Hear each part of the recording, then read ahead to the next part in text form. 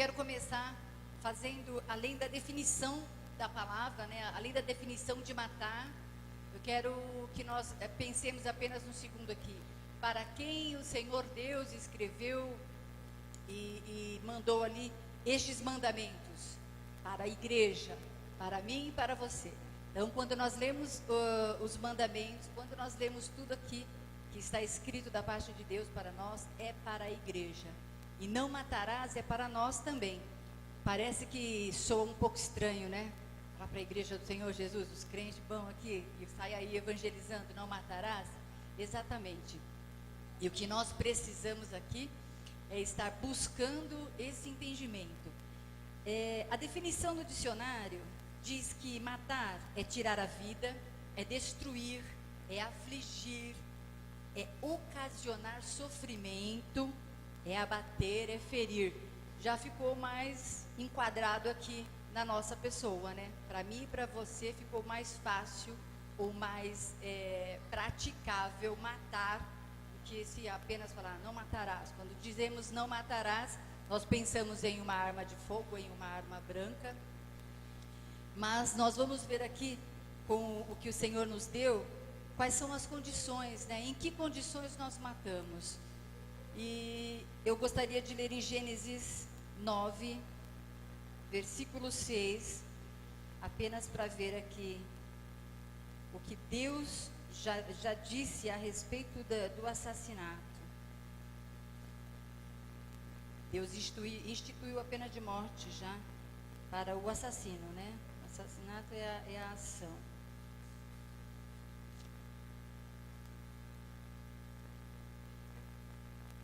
Gênesis 9, 6.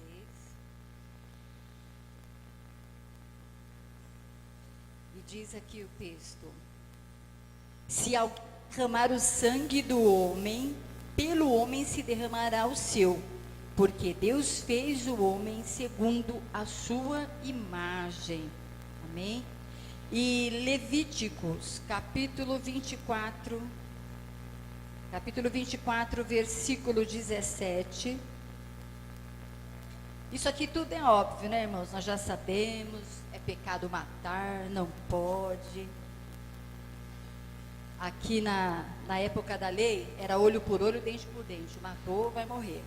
Capítulo 24 de Levíticos, versículo 17 diz: quem matar alguém será morto.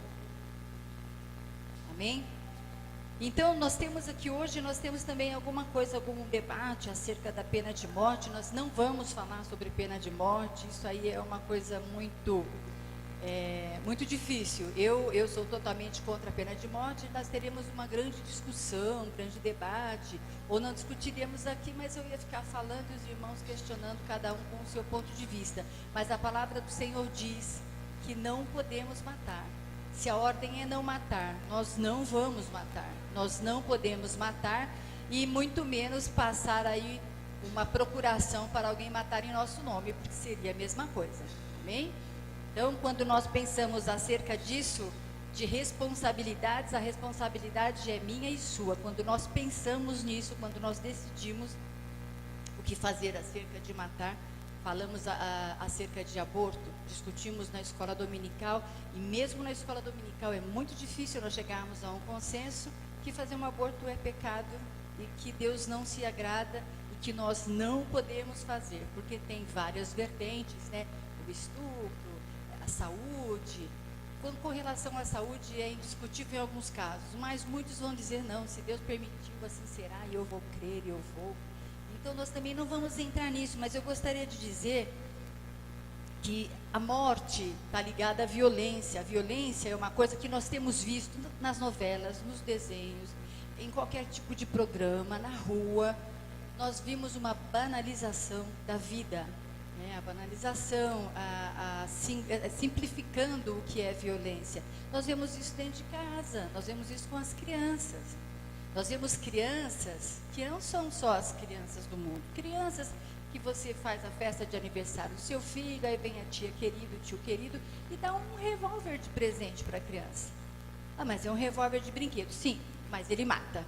De brincadeira, mas ele mata. Então não existe um conceito bom enquanto o seu filho estiver manuseando uma arma. Não, mas meu filho, a arma aqui não entra. Se ele tiver revolvinho, ele faz com o dedo dele. Ele mata da mesma forma.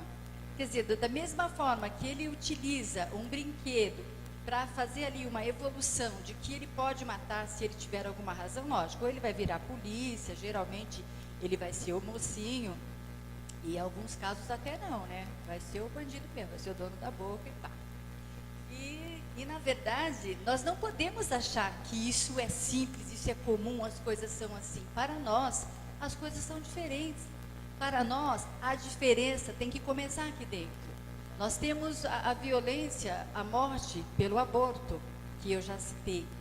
E o aborto acontece aí no mundo de uma maneira espantosa. É um número que chega a ser inacreditável. Tipo, preencher estádios. Não dá para acreditar num negócio desse, mas isso acontece. Pior é que não acontece só lá fora. Acontece dentro da nossa igreja. Eu não estou falando dessa igreja, tá bom, irmãos? Eu estou falando dentro da igreja do Senhor Jesus na terra. Porque, infelizmente, nós ainda podemos ver os nossos jovens, os nossos adolescentes namorando como se namora lá fora. Correndo todos os riscos, com todas as irresponsabilidades, e no final das contas o resultado é morte. Né? Sempre cada um tem a sua convicção, cada um tem a sua razão, tem o seu motivo. Então, com relação a matar, a usar a violência física propriamente dita, nós não precisamos falar, porque todos que aqui estão, tenha vindo de onde vier, tenhamos vivido a vida que tenhamos vivido, somos pessoas transformadas, né? Mas nós queremos nos aprofundar um pouco mais nessa transformação hoje, para que de fato e de verdade nós possamos obedecer ao 6º mandamento, que a princípio está super obedecido. Aqui ninguém mata, mas vamos ver. Marcos capítulo 12. Marcos capítulo 12.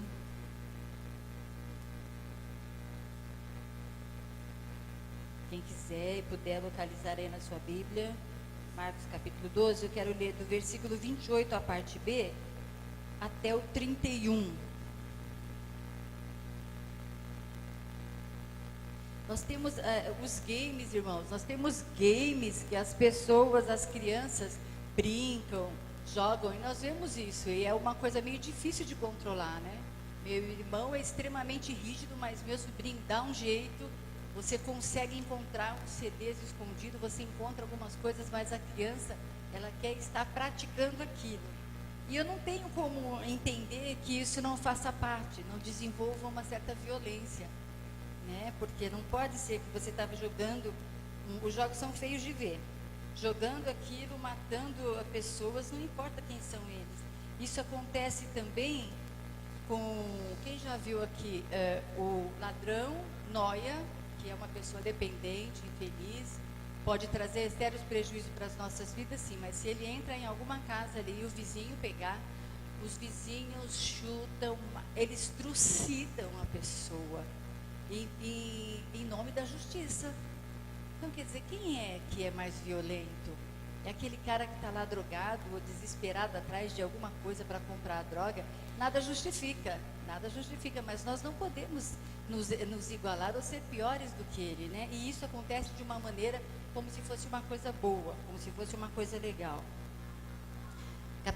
Marcos 12, do 28, parte B. 28, parte B, diz assim: qual é o principal de todos os mandamentos? Aqui estavam os escribas conversando, discutindo com Jesus, e alguém perguntou a Jesus: qual é o principal de todos os mandamentos? E respondeu Jesus: o principal é: ouve, ó Israel, o Senhor nosso Deus é o único Senhor. Amará, pois, o Senhor teu Deus de todo o teu coração, de toda a tua alma, de todo o teu entendimento e de toda a tua força. O segundo é: amarás o teu próximo como a ti mesmo. Não há outro mandamento maior do que estes. Não há outro mandamento maior do que estes. A palavra do Senhor diz que Ele, quando nós cumprimos esses 2 mandamentos, todos os outros mandamentos estão cumpridos, porque se nós amamos a Deus, nós obedecemos a Deus. Se nós amamos ao nosso próximo, não há nada que nós possamos fazer contra ele. Porque o amor tem isso, o amor pode essas coisas, o amor pode suportar, né? E eu gostaria também de falar acerca de como Jesus usa o amor como esse antídoto. Nós vamos falar, certamente, eu não sei se já falaram acerca do mandamento de amar ao próximo, ou se alguém virá falar mais tarde, mas é impossível se falar da prática e do cumprimento dos mandamentos se não falarmos do amor. Assim como o Senhor Jesus eu acabei de ler o que o Senhor Jesus disse, cumpra-se esses 2 mandamentos, de todos os outros, você não precisa nem conhecer os outros mandamentos, praticamente, você ama a Deus, você ama o teu próximo, está tudo certo, nós vamos conseguir proceder de maneira agradável ao coração de Deus, sem ferir ninguém, né? Em João 10:10, glória seja dada ao nome do Senhor.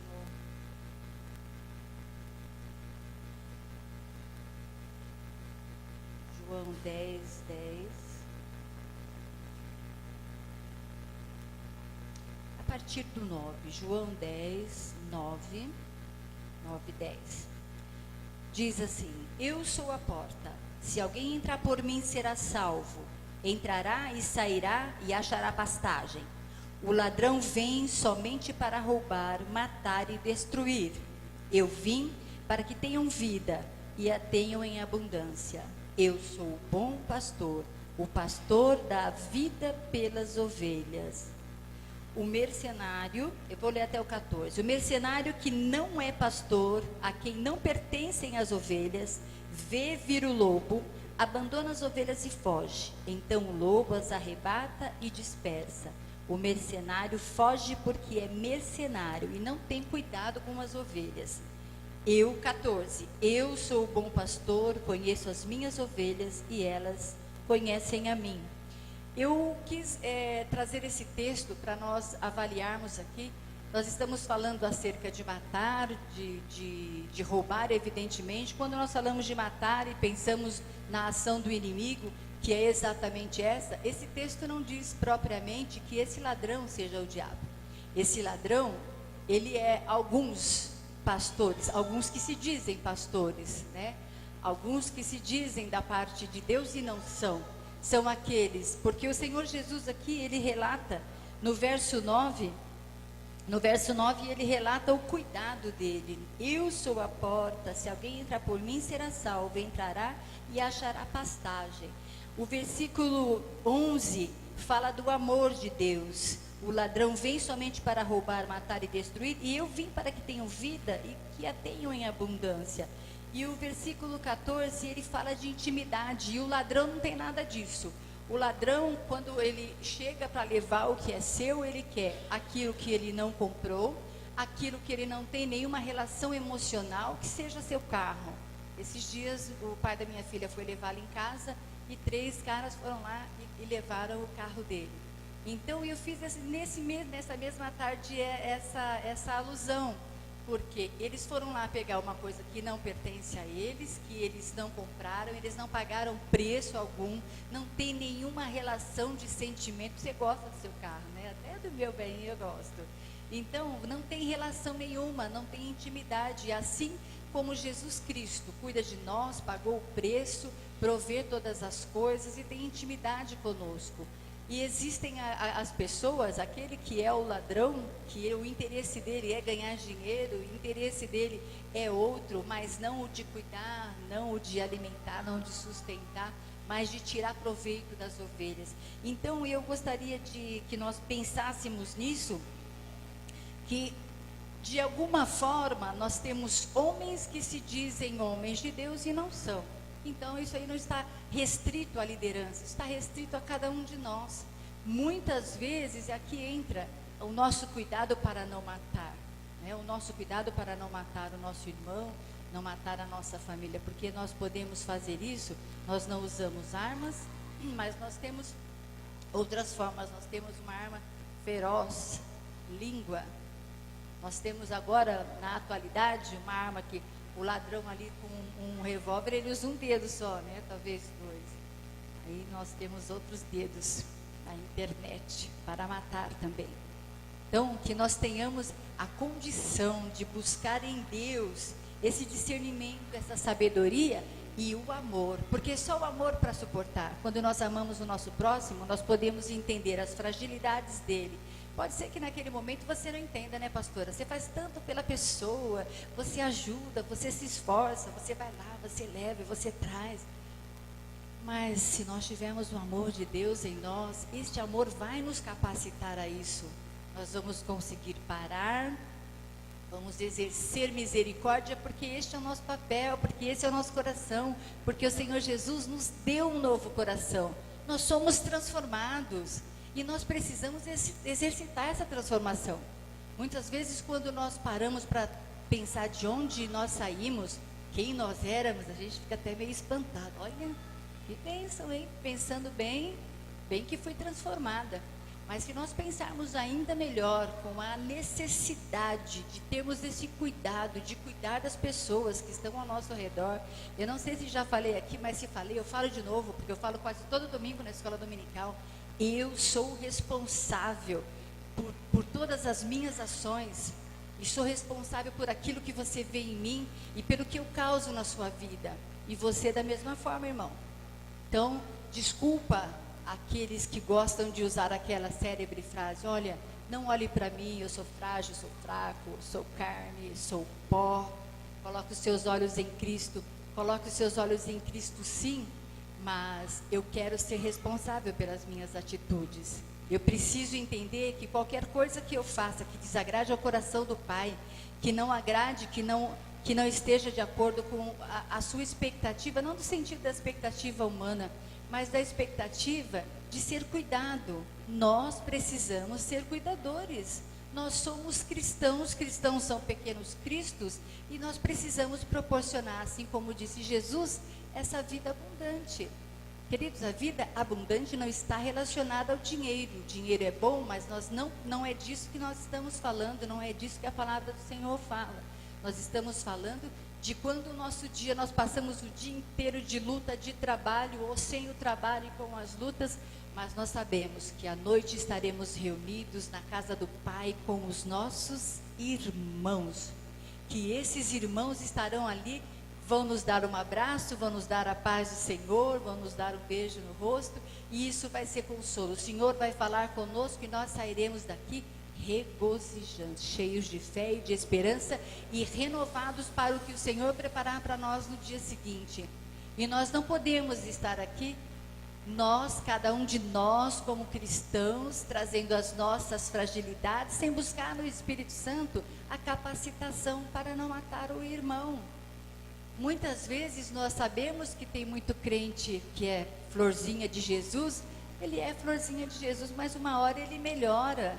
Nós já estamos estabelecidos, nós já temos mais experiência com o Senhor e nós temos essa responsabilidade de conceder essa vida abundante que parte de Cristo em nós, e é essa vida que tem que sair de nós ali para fora, para todo mundo.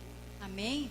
Que nós possamos, queridos, entender que dentro de algumas situações, dentro de casa, nós conseguimos matar o nosso relacionamento com os nossos filhos. Nós precisamos de muita graça de Deus para lidar com os adolescentes, com as crianças, com os adolescentes de modo especial. Sim, precisamos de muita graça, mas nós precisamos nos esforçar, nós precisamos vigiar, nós precisamos entender que nós temos uma postura, que além de tudo nós somos servos do Senhor, os nossos filhos olham para nós e eles estão nos cobrando. Aquele que é mais ousado vai colocar o dedo aí no seu nariz e falar assim: é assim que você é crente? Às vezes, se eu perco a linha, meu pai fala: paz do Senhor, irmã. E eles nos cobram o tempo inteiro. Então, a cada vez que nós chegarmos numa nova situação, nós precisamos vigiar, nós precisamos saber que isso será cobrado de nós. E se você perder o seu filho, amanhã fica difícil recuperar.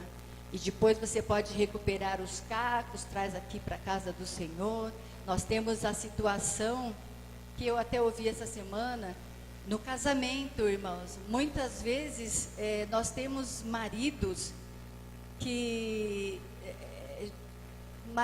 não têm, assim como o nosso pastor, Senhor Jesus, não tem amor, não tem cuidado pela sua esposa, não tem intimidade com a esposa, casamentos que não existe intimidade, a mulher é oprimida. Eu digo geralmente a mulher, porque nós estamos sim num país em que a cultura ainda é bastante machista, então a mulher ela acaba sendo um pouco mais oprimida. E se faltar a ela sabedoria também, é evidente que ela também vai matar esse relacionamento, este casamento. E uma irmã, inclusive, essa semana falava para mim, não, eu falei, irmã, eu estou percebendo que você está muito tempo na igreja, né? Você está direto na igreja, está tudo bem em casa. Não conheço o marido dela só por telefone, uma pessoa muito querida. Ah, não, eu faço as coisas de Deus e eu sei que Ele cuida. Eu falei, irmã, mas quem tem que cuidar do seu casamento é você. Eu vejo que você está muito, muito presente. Nós precisamos de cooperação mesmo. Nós somos dinâmicas para fazer tudo e estarmos na igreja, cuidar do marido, dos filhos e estarmos na igreja. Mas a nossa prioridade depois do Senhor Jesus é a família. E existem mulheres e homens de Deus matando o seu casamento e a relação com a sua esposa, com os seus filhos, em nome da igreja. Então ele está casado com a igreja, então existe aí uma inversão de valores e você está matando sim. Assim, muitas vezes nós vemos, já tive várias experiências, existe aí um apelido de viúvas. Alguém já ouviu falar de viúva alegre? Só eu? Já ouviu falar de viúva alegre? Eu te explico o que é a viúva alegre. A viúva alegre é antes aquela mulher casada, oprimida, dava sempre arrumada, porque o marido, para que ela vai se arrumar? Está toda largada. A hora que o Senhor leva o abençoado, você não está entendendo o que acontece. É a libertação. Ela renasce. Aí nós falamos, viúva alegre. Não é viúva alegre, ela é ressuscitada. Porque ela vai sair de uma vida de opressão, ela vai se olhar no espelho, vai colocar uma roupa bacana, vai pentear o cabelo de modo agradável, e ela não tem mais ninguém oprimindo a sua vida dentro de casa. Ainda que este homem seja um abençoado de um obreiro, que ele seja um homem de Deus. Então este homem de Deus, a igreja incorre nesse risco sim. Nós estamos sempre nos arriscando por falta de cuidado, por falta de diligência, né? Eu quero estar mais presente na obra, ajudar mais o pastor, mais a pastora, mas eu preciso dar conta. Só ir para a mulherada é mais fácil para a gente dar conta, né, pastor? Isso é a nossa cara. Mas precisamos ter muito cuidado, sermos diligentes, não é? Assim, da mesma forma, nós encontramos essa morte. Quando a palavra diz não matarás, e nós continuamos matando, continuamos vendo essas mortes acontecer nos ministérios, dentro da igreja. São poucas as igrejas, eu não passei por tantas igrejas, mas já visitei algumas e já conheço algumas. E sempre estive na disposição de fazer a obra. E são poucas as igrejas que recebem bem os obreiros para trabalhar. O pastor precisa de ajuda, a pastora precisa de ajuda, mas quando o negócio fica ali na mão dos obreiros, nós encontramos uma dificuldade em receber, em sermos recebidos. E eu tenho visto pessoas, graças a Deus, a nossa igreja, diga-se de passagem, é uma igreja onde você encontra trabalho, onde você tem espaço para fazer o que você quiser. Se você quer estudar, se você quer ensinar, se você quer ministrar, se você quer cantar, o que você quiser fazer, aqui você tem lugar.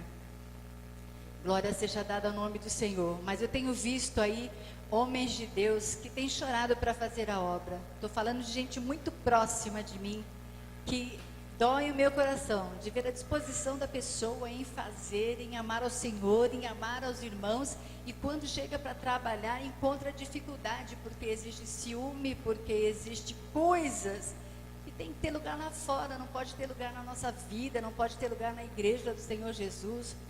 E quem é que precisa mudar isso? Somos nós. Somos nós que precisamos, com amor, com persistência, ensinando, dizendo, exercendo a misericórdia, falando mais uma vez. Tem hora que dá vontade de contar até 10, mas aí você percebe que a pessoa carece de um pouco mais. Você precisa contar até 10.000. E nós precisamos fazer isso, porque se nós não fizermos isso, nós vamos estar matando sim. Como nós temos visto pessoas morrendo na fé, morrendo dentro do ministério, pessoas que deveriam ser cuidadas. A palavra do Senhor diz, eu quero ler já Mateus 23, que fala exatamente acerca disso, que vai falar dessa falta de cuidado. Mateus 23, versículo 15.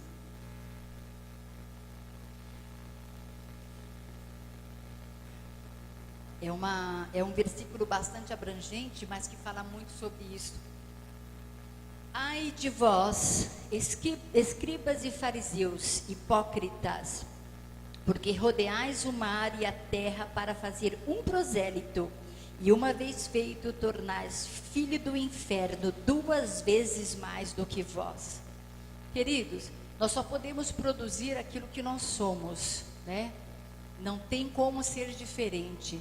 E quando esse texto fala acerca disso, está falando exatamente disso. Muitas vezes nós batalhamos, queremos trabalhar, saímos para evangelizar, insistimos, fazemos visitas e trazemos pessoas. Quando a pessoa entra na igreja, ela começa a entender algumas coisas, ela começa a receber algum tipo de reações que ela não entende, ela começa a ouvir coisas que ela não entende, ela começa a ver coisas que não é compatível, que não tem nada a ver com aquilo que ela precisa, com aquilo que ela espera de nós. É por isso que nós somos responsáveis por tudo aquilo que nós fazemos, por tudo aquilo que nós, por toda a aparência que nós damos. Ai, parece, não, ela não é assim não, é só um jeitinho dela.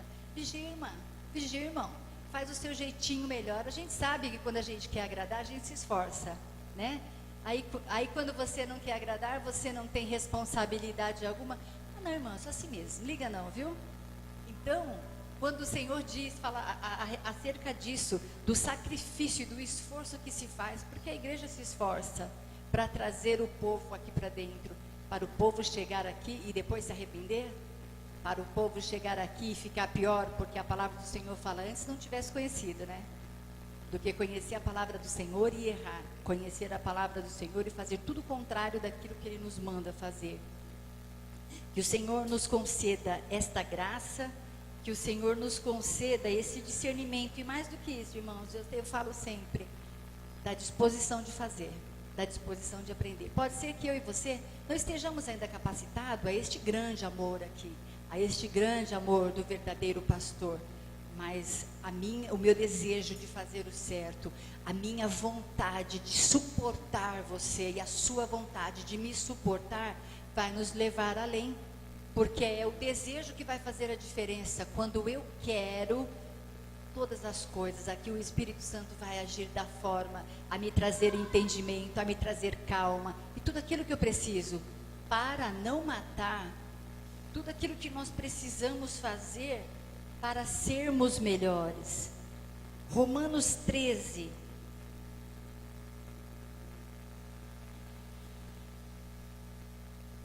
glória seja dada ao nome do Senhor. Atos Romanos. Alguém está se sentindo agora mais necessitado e carecido de ouvir este mandamento, não matarás? Eu estou super dentro, é para mim, amém? Porque no começo eu falei assim, aqui não matarás, não sei o que nós vamos falar isso aí para os crentes, não vai matar, como que nós vamos falar isso para eles? Tem graça isso? Glória seja dada ao nome do Senhor. Agora, nós vamos vendo as situações, vamos nos enquadrando. Tá para mim, né? Glória seja dada ao nome do Senhor. Romanos 13, de 8 a 10. Glórias a Deus. 13, de 8 a 10. Ainda preciso do meu microfone, viu, pastor? Aquele de botar assim na orelhinha, para ficar com as mãos livres. O amor ao próximo é o cumprimento da lei. 8.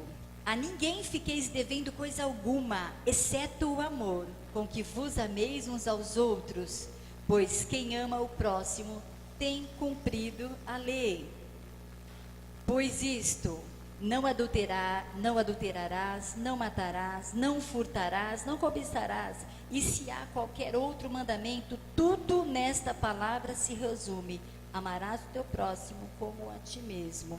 Então, quando o texto diz exatamente isso, né? Que nós podemos e seremos para sempre devedores do amor.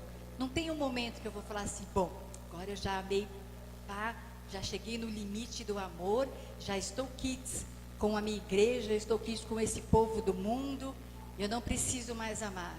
O texto diz: a ninguém fiqueis devendo coisa alguma, exceto o amor.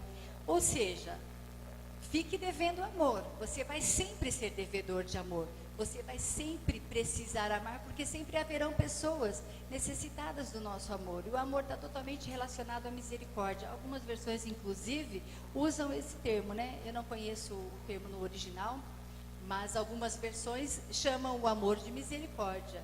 Então, amor e misericórdia é isso. Reconhecer a necessidade daquele. Muitas vezes nós somos afrontados. Entenda, cada vez que você é afrontado como servo do Senhor, a grande maioria das vezes é um pedido de socorro daquela pessoa que precisa amar a Deus como você e como eu amamos, daquela pessoa que necessita crer em Deus dessa forma, que precisa da fortaleza que nós temos, que vem do Senhor. Então, muitas vezes nós somos afrontados e isso é apenas um grito de socorro. Então, entenda isso como uma necessidade de ser amado. É difícil? É difícil, mas não é impossível. Existem pessoas quase que impraticáveis, né? Eu tenho um amigo que diz assim: olha, fulana, eu sou difícil, mas fulana é impossível. Eu conheço pessoas impossíveis, mas a Deus nada é impossível. E o amor que nós estamos falando não é um amor que vem de nós, é um amor que procede de Deus. É Ele que coloca isso em nós. E muitas vezes você se vê amando pessoas que em outros tempos jamais você toleraria sequer. E nós amamos de verdade. E esse amor, quando ele for sentido do outro lado, ele vai ter uma resposta de glória para o nome do Senhor. Amém? Glória seja dada ao nome do Senhor. Queridos, então eu queria falar daqui que nós tenhamos sempre esta preocupação de cuidar, de perdoar, de ensinar, de fazermos a diferença, amém? Porque cada vez que nós buscarmos no Senhor, amar o nosso irmão, do jeitinho que ele é, o Espírito Santo de Deus é quem convence o homem do pecado, da justiça e do juízo. Nós não precisamos, existem pessoas que elas estão na disposição de aprender, que o Senhor vai conceder a graça, e ela vai falar: pastora Ju, me ensina, como é que eu faço para ser assim? Mansa, tranquila como você. E nós vamos ter essa oportunidade. Mas caso contrário, nós colocamos na mão do Senhor. Muitas vezes o silêncio vale a pena. Hoje em dia, a resposta, quando nós não pensamos, se você tiver que pegar o telefone, ligar para alguém, se fosse antigamente, você não tem telefone, eu vou ter que pegar um ônibus até a casa da Cris e vou falar para ela tudo que eu penso, não vou deixar passar não. Até eu fazer tudo isso, demorou um pouco, mudei de ideia, alguma coisa acontece, você se acalma. Hoje nós temos uma facilidade terrível, literalmente terrível, porque no Facebook, os dedinhos ali, é o seu momento do pronto, falei, dá o seu enter e fica assim achando sensacional, que sem resposta não deixa, sou crente sim, mas não sou bobo não, e essas coisas absurdas. E eu queria que nós fizéssemos esse tempo sempre de conscientização. Muitas vezes nós vemos coisas que afrontam a nossa fé, afrontam a nossa postura, a nossa igreja, ao nosso Deus. Mas nós não podemos responder porque nós não podemos matar. Nós estamos totalmente baseados aqui na palavra do Senhor. Se você der essa resposta, parou tudo. A pessoa vai ter que engolir. Você não sabe o que você vai causar na vida da pessoa. Então, que nós possamos ter essa consciência, né? Ao invés do pronto falei, vamos aí pedir a Deus a unção da ovelha muda e o pronto calei. Essa é a vitória. Eu, quando vejo essas coisas que eu permaneço firme, quieta, eu me preocupo muito. Existem coisas que eu não posso nem curtir, nem falar que não curti, que descurti. Eu não posso falar. Nós não podemos, nós temos que ter um certo cuidado. Mas de verdade, eu fico feliz quando eu resisto e eu apenas não só resisto, mas eu me acalmo e entendo que o Senhor vai entrar com providência. E existem coisas que vão ter que acontecer mesmo. Existem coisas absurdas, existem afrontas, são mister, não tem como passar, não tem como não acontecer. Mas todas essas coisas vão prosperar para o nosso bem, porque nesse exercício nós conseguimos praticar isso que o Senhor fala aqui, o nosso cuidado, a nossa intimidade. Muitas vezes quando você deixa de falar uma sua verdade fantástica, você vai ganhar a oportunidade de ter a atenção dessa pessoa numa próxima vez. Você vai ter o respeito dessa pessoa. Você pensa totalmente o contrário dela, mas só porque você não disse, ela vai continuar te respeitando. E isso faz diferença para o reino de Deus, porque é o que nos importa. Nós não vivemos esta vida para nós mesmos, né? Nós não vamos fazer uma legião de fãs. Nós queremos fazer uma legião de cristãos, uma legião de homens e mulheres comprometidos com o amor de Cristo, com a misericórdia, com o cuidado com o próximo. Amém, queridos?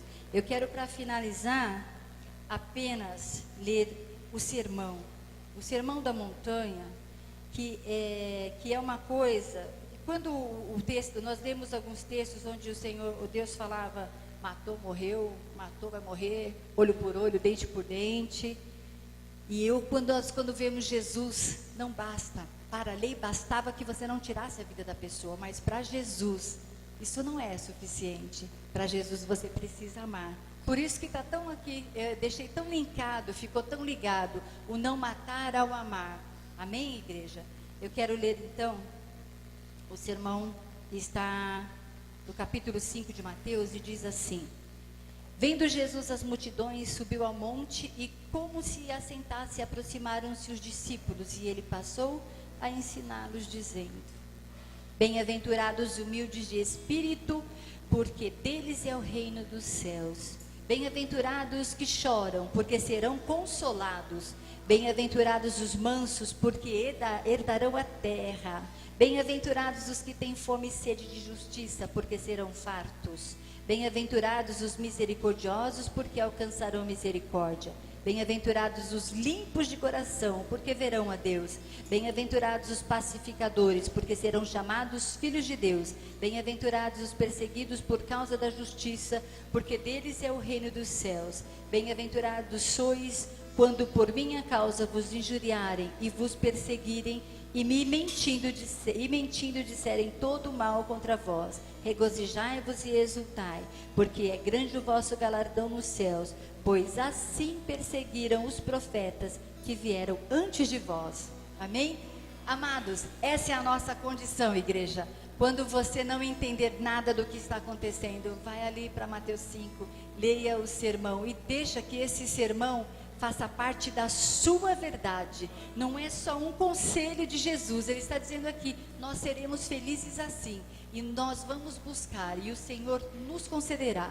E que o Espírito Santo de Deus continue ministrando aos nossos corações. E que em cada detalhe das nossas vidas, das pessoas que estão ao nosso redor, nós sejamos capacitados pelo Espírito de Deus, pelo amor do Pai que está em nós, a cuidarmos e sermos responsáveis por cada vida que o Senhor colocar ao nosso redor, na nossa casa, na nossa igreja. Amém? Assim eu agradeço a Deus por mais essa oportunidade e que o Senhor os abençoe. Amém?